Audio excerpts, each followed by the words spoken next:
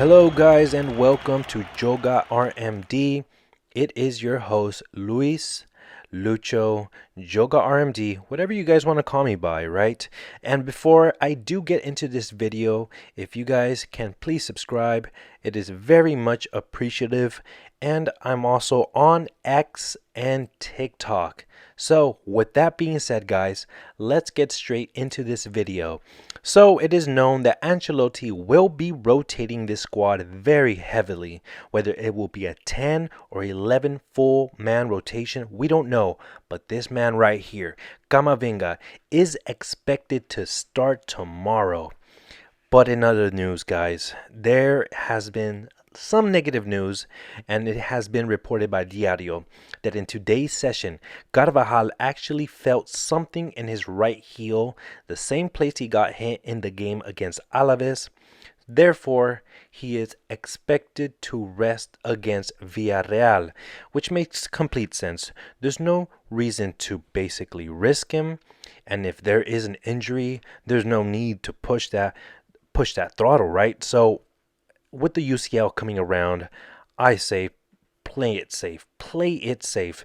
We don't need any more injuries. We have a bunch of players that are now coming back, but some good news is Mario Martin has actually been called up for the game against Villarreal tomorrow. So we will see if he will play. I'm sure he's coming on as a sub. But guys, the expected starting 11 that was reported or rumored by Relevo is that Rudiger and Nacho would be your starting pair, center back pairing, Lucas as your right back, Fran Garcia as your left back, and then we have that diamond midfield that we've been talking in the previous video, and up top will be Arda Güler, Ceballos as your left mid, Modric as your right mid, and Camavinga as your CDM player. But on top, we will no longer have Vinny or Rodrigo, but this time it will be Joselu and Brahim. And with that being said, guys, like if this is the real lineup, then we're looking at a full 11-man rotation. There's only 2 more weeks for that UCL. It's exciting, right? So I have to mention, because it's been reported now by Marca, and there's been a lot of rumors around this topic, but Toni Kroos is actually close to renewing his contract and staying at Real Madrid. Actually, his mother was on a podcast and wanted him to stay. She said it on the podcast. So I guess that is a big factor of why he is considering to stay. And to be quite honest, guys, this is like the biggest drama you could quote unquote think. I'm sure he was always going to stay, right? So with that being said, guys, it's fine. And then we will talk about Modric, because this story is tagged with him as well. But first, I will say that it has also been reported that Fabrizio Romano has stated that Florentino Perez believes Xabi Alonso has everything to coach Real Madrid one day, which, first of all, I 100% believe. If for those who haven't been watching Bayern Leverkusen, the unbeaten run that this guy has of a streak with his team is quite immaculate.